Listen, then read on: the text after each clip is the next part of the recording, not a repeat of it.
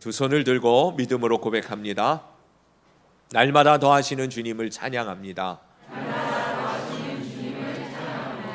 오늘도 더하실 주님을 기대합니다. 주께서 더하시는 복된 삶을 살겠습니다. 네, 옆에 분들 축복하십시다. 더하시는 축복의 주인공 되십시오. 더하시는 축복의 주인공 되십시오. 여러분, 먼저 한 가지 묻겠습니다. 여러분들은 여러분들의 삶에 하나님의 뜻이 이루어지기를 원하십니까? 내 뜻대로 되기를 원하십니까? 먼저 이미 아멘 해버리셨네. 하나님의 뜻이 이루어지기를 원하십니까? 내 뜻대로 되어지는 삶이 되기를 원하십니까?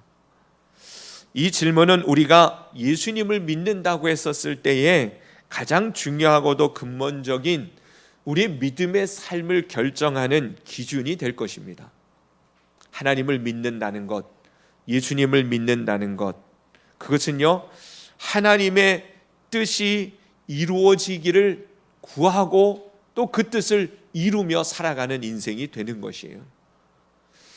예수님을 믿는다고 하면서 하나님 뜻이 이루어지는 것에는 관심이 없고 내 뜻이 성취되어지기만을 구하며 살아간다는 것은 정말 예수님을 제대로 믿는다고 말할 수 없습니다. 물론 이 말은 내 뜻과 하나님의 뜻이 상충되어질 때 하는 이야기죠.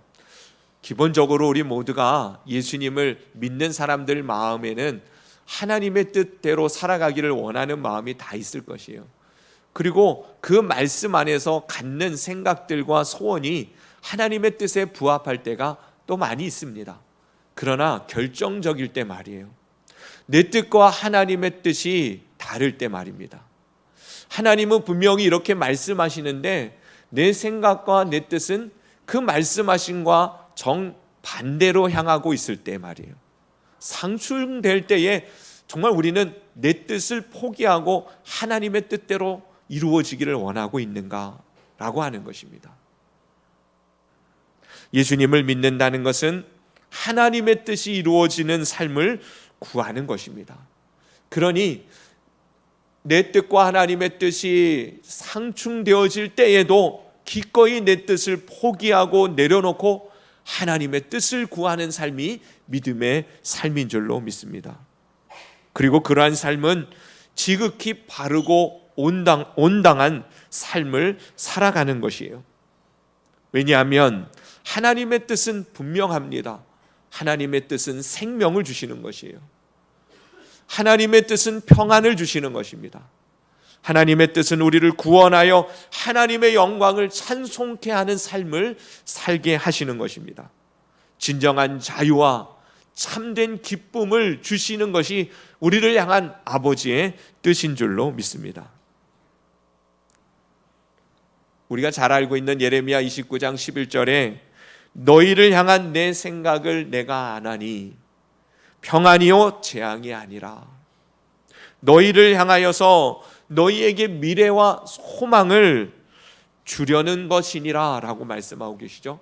그러니 주님의 생각, 하나님의 뜻은 그의 자녀된 백성 되어진 우리 모두에게 평안을 주기를 원하고 미래와 소망, 다시 말하면 우리의 앞날에 하나님의 영광스러운 복된 삶을 주시는 것이 주님의 생각이라는 것이에요.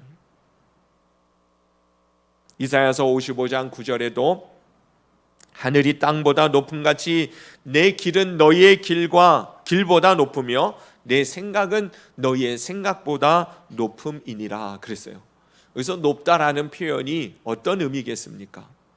도무지 상상할 수 없이 차원이 다르다, 단순한 그런 의미가 아니고 언제나 하나님은 우리보다 옳고 바르고 선하고 복되고 영원한 것을 우리 가운데 가지고 계신 그 생각이고 계획이라는 뜻일 것입니다. 여러분, 이것을 믿기 때문에 우리는 하나님의 뜻을 구하며 살아가는 것이죠. 여러분, 하나님의 생각이 언제나 나보다 높다는 것을 인정할 수 있게 되기를 바랍니다.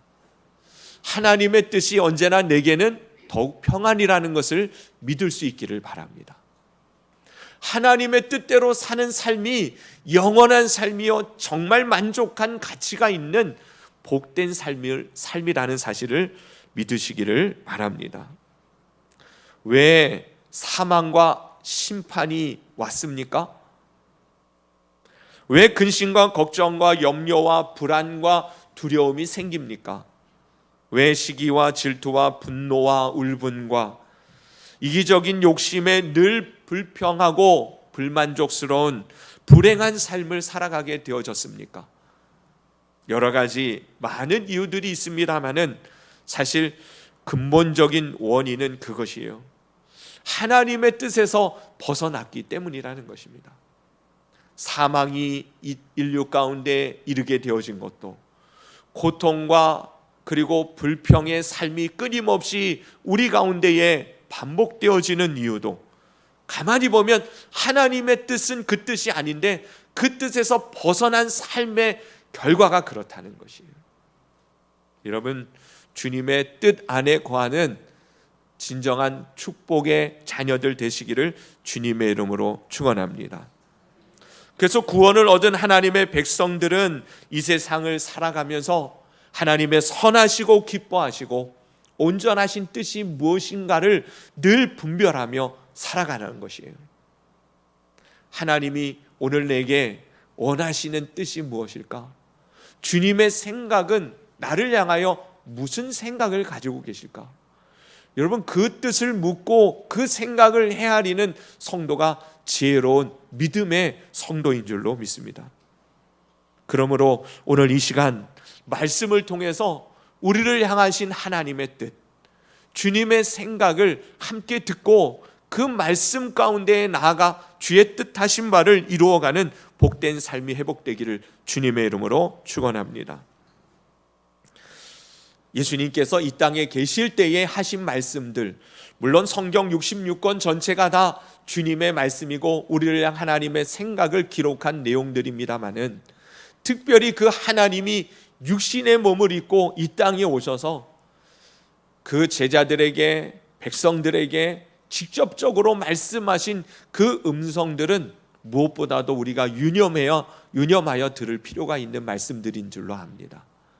그러니 사복음서에 나오는 주님의 말씀들을 여러분 늘 듣는 일에 힘쓰시기를 바랍니다. 예수님이 나를 향하여서 뭐라고 말씀하시는가? 주님이 이 땅에 계실 때에 우리를 향하여서 무엇을 어떻게 하라고 말씀하셨던가?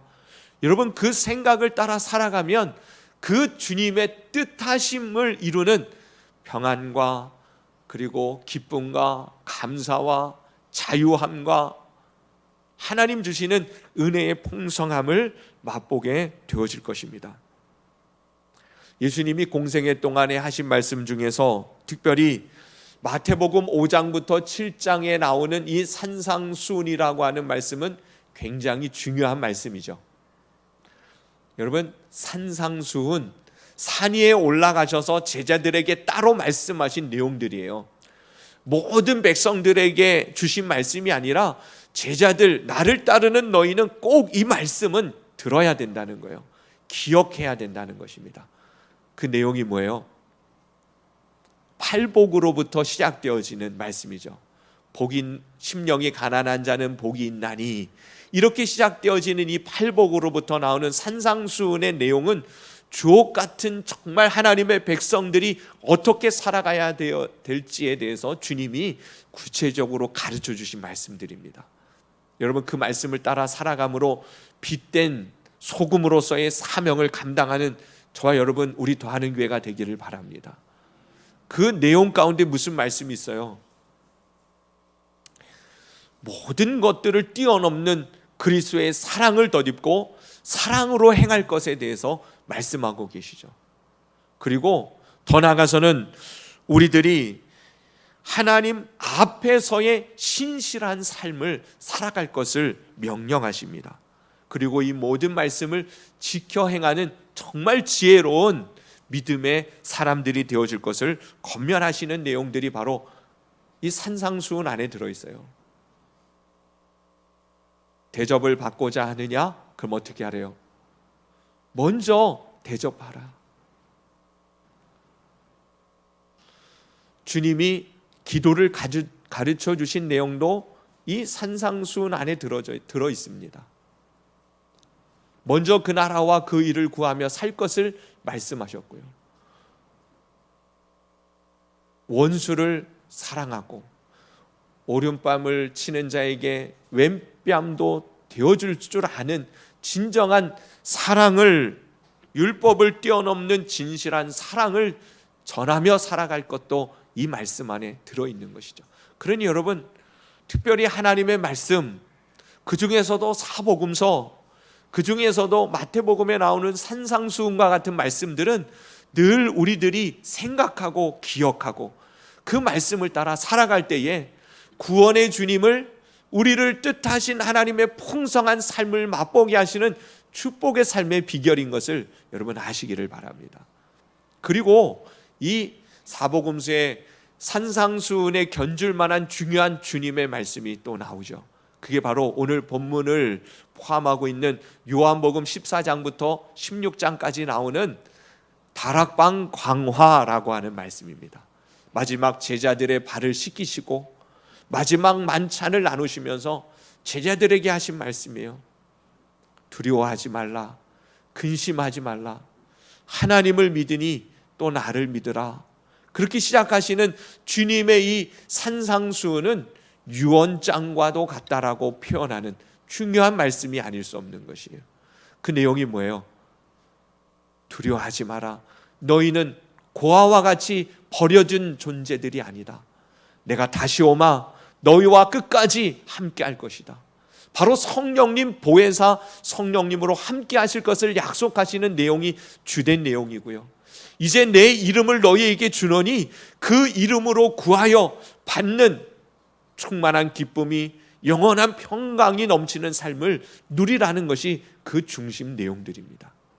여러분, 오늘 이 시간에도 여러분에게 주시는 이 말씀을 통하여 평안을 얻게 되어지기를 바라고 성령의 충만한 은혜를 덧입는 이 시간이 될 수 있기를 간절히 바랍니다. 그래서 주님이 이 다락방 강화의 마지막 결론으로 하시는 말씀이 오늘 우리들이 함께 본 이 16장 31절부터 33절 말씀입니다. 이제는 너희가 믿느냐? 이것을 너희에게 이르는 것은 너희로 내 안에서 평안을 누리게 하려 함이라.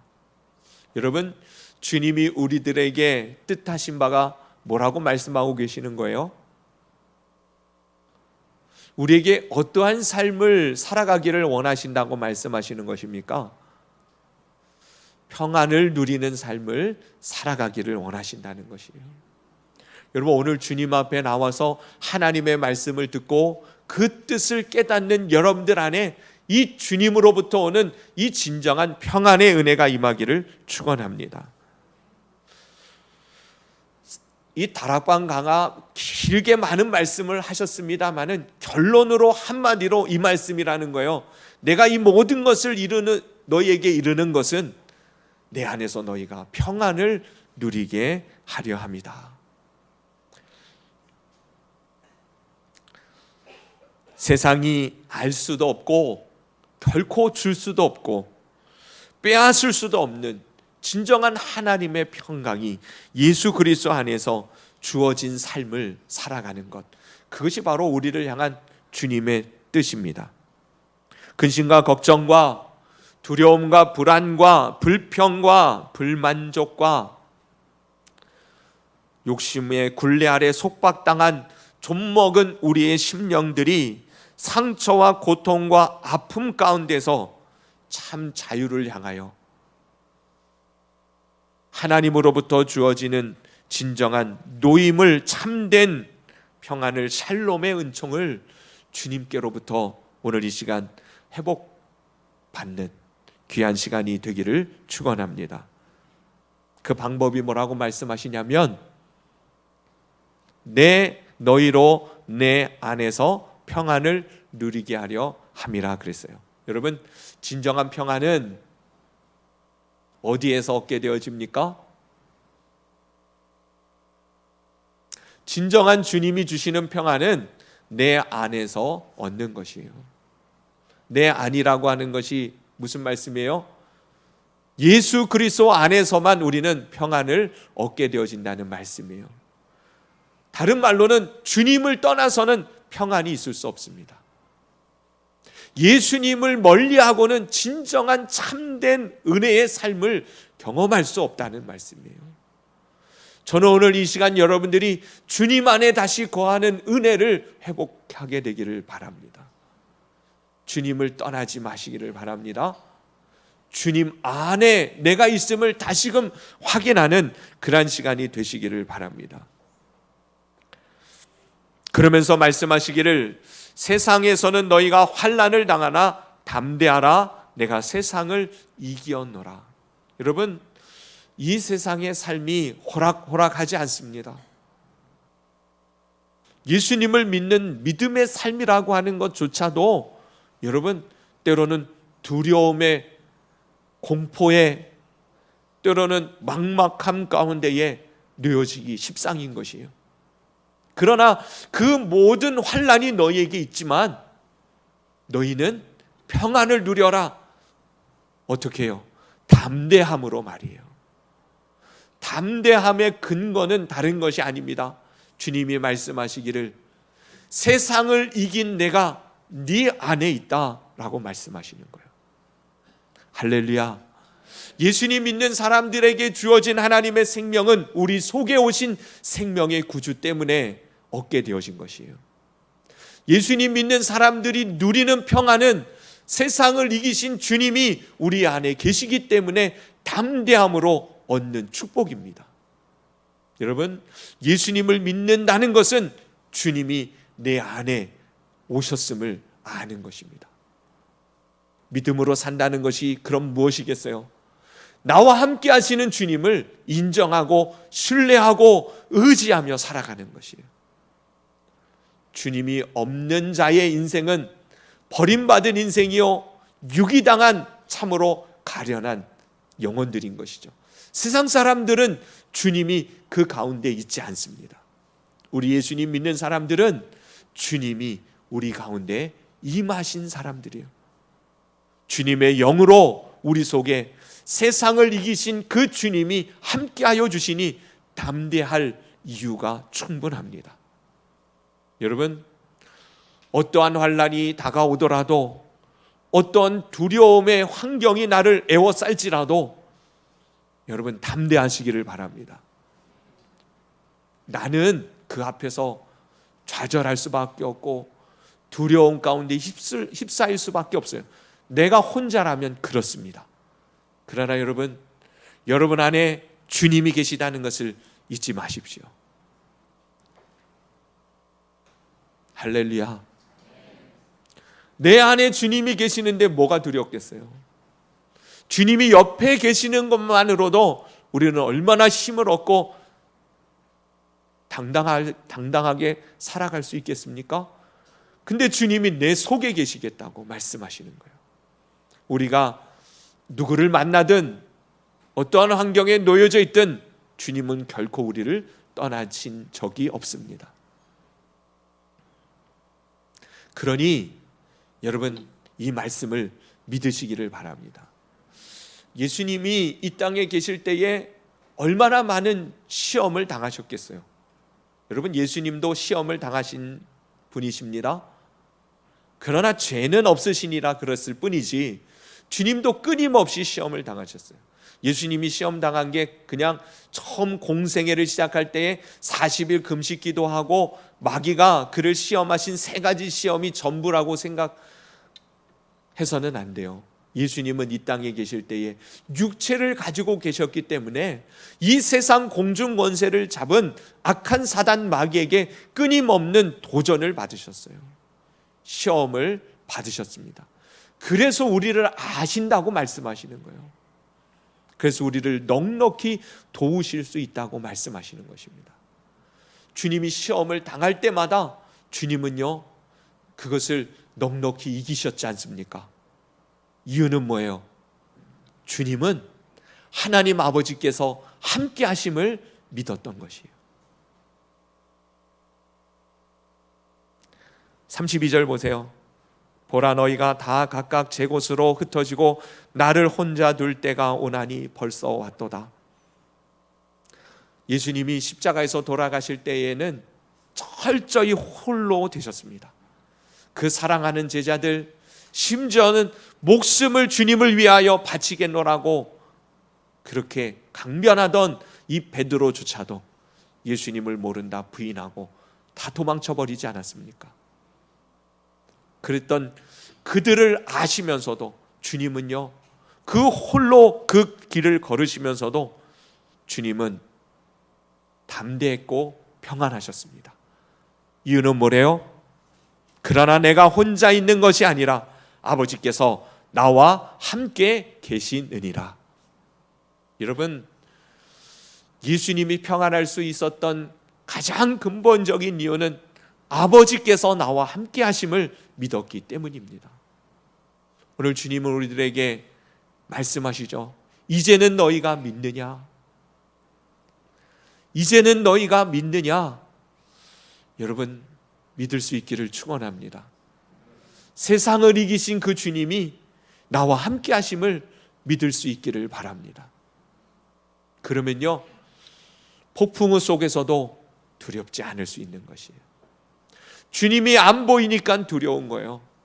주님이 느껴지지 아니하고 그 음성이 들려지지 않으니까 외롭고 쓸쓸하고 막막한 것이에요. 믿음의 위인들은 주님이 늘 언제나 함께 하심을 경험했던 사람들입니다. 천천히 만만히 나를 둘러진치고 군대가 일어나 나를 대적할지라도 나는 태어나리로다, 안연하리로다, 평안을 누리리라. 누구의 고백이에요? 다윗의 고백이에요. 여러분들의 고백이 되기를 축원합니다. 어떠한 일이 내 앞에 나를 우겨싸고 나를 침몰시킬 것처럼 달려올지라도 내 안에 계신 세상을 이기신 창조주 만왕의 주께서 나를 지키시고 평안케 하심을 믿으시기를 바랍니다. 그 믿음을 가질 때에 우리는 세상을 이기는 것이에요. 이김으로 얻는 진정한 평안을 누리게 되어집니다. 오늘도 이제는 너희가 믿느냐 할 때에 주님 말씀을 들으니 내 안에 주님이, 세상을 이기신 주님이 내 안에 계시는을 다시금 알게 되었습니다. 그리고 믿겠습니다. 고백하며 주님이 내 안에서 역사하심을, 내 삶을 주장하시고 이끌어 주심을 기대하는 믿음의 고백으로 평안의 은혜를 다시금 확인하는 저와 여러분 될 수 있기를 예수님의 이름으로 축원합니다. 기도드리십시다. 이 시간 주신 말씀을 붙들고 여러분 기도할 때에 오늘 주신 말씀의 핵심은 그거예요. 주님이 우리 가운데 함께 하십니다. 세상을 이기신 그 주님이 우리 가운데 동행해 주십니다. 그것을 믿으십시다. 그리고 그 주님이 이미 십자가 아래에서 허락하신 평안, 진정한 샬롬을, 하나님의 나라를 회복시켜 주심을 맛보게 되기를 바랍니다. 그 은혜를 오늘 이 시간 제게 주심을 믿고 구하시기를 바랍니다. 내 안에 계신 주님, 주님 이제는 믿고 평안을 누리게 하소서, 이기게 하소서, 주님의 예수님의 이름으로 승리하는 삶을 살아가게 하소서. 여러분 각자 하나님 앞에 소리내어 기도 드리십시다.